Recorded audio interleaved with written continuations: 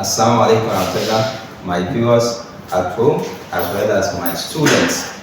As you all know, I remain Aminu Abdullah Suleiman, and today, inshallah, we shall be taking a subject which we call Citizenship and Heritage Studies. Today being 16th December 2025. Inshallah, this class is only limited to SS2 class, as you can see on the board, and the topic of discussions appear to be political apathy.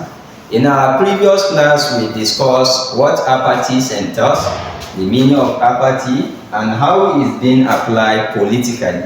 Today, inshallah, we are going to be talking about political apathy. And what we are going to be discussing is political apathy in accordance to what we call reasons for political apathy. So, inshallah, we shall be taking the meaning of political apathy.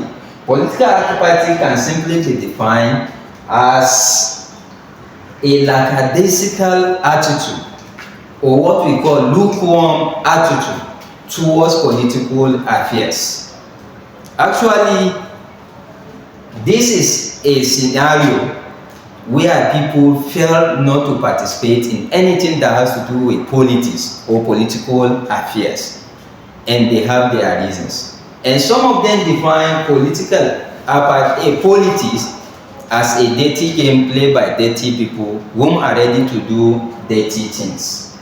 So this is actually a disease, as far as I'm concerned, which we urge and we are pleading or campaigning for people to understand that really they must have to come out en masse to exercise their political rights. So, aside from understanding the meaning of political apathy, we are not going to waste time. We are going to directly go into what we call reasons for political apathy. Some of these reasons why people felt lackadaisical behavior or attitude towards politics were as follows. Number one, we have what we call godfatherisms. Actually, this is a situation where, particularly in the country we have, Nigeria, it comes to people's knowledge or understandings that no one's win election in this country we have, Nigeria, rather he must have a subordinate, which we call godfather. A subordinate, a person in government who has ascertained a position of hierarchy in government, you understand, for him to win election, must demand the support of such particular person to win election, which we call elite or charismas. So indeed, because of this situation, no matter your credits, no matter your antecedent, no matter your merits, you don't win election, whereas you must have what we call a godfather to support you for you to win elections. And number two, we have what we call unfulfilled promises. We understood that during election or campaign, these aspirants travel hectare and sector, particularly to the grassroots, which we call villages, and so many communities, where they make promises. They spell out their antecedents. They spell out their antecedents, their plan, their enthusiasms, what to do to the masses after winning the elections or if given the mandates. At the end, so many of them fail to fulfill these promises after being in their political offices. So because of this particular failure in fulfillment of promises, people feel lukewarm in anything that has to do with politics. Number three, we have what we call election rigging.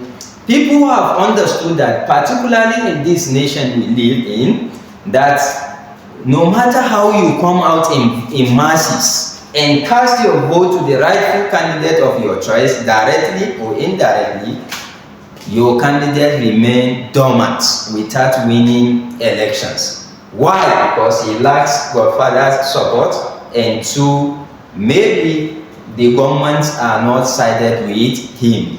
So for that reason, your votes will not be counted, neither recorded. Whereas what happened there were what we call manipulation of electoral results. The last one, we have corruption. We understood corruption in these nations goes a vital way in hindering what we call political developments. So this is a major problem, and this is actually one of the attitude of all these aspirants, some of these aspirants that aspire for government positions under the platform of politics.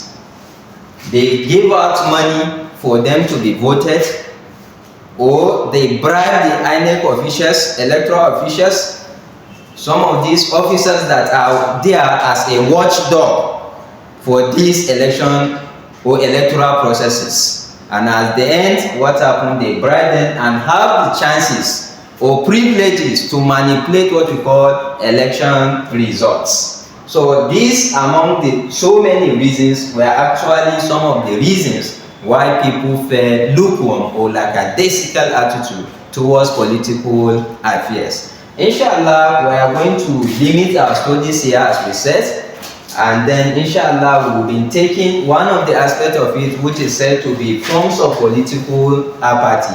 These forms of political apathy will be given as an assignment for you. You have to state 5 effects or forms of 5 forms of political apathy.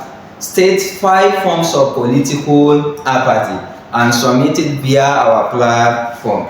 I repeat, 5 forms of political apathy and submit it via our platform. Thank you. I hope you listen and you enjoy us well. Bye bye.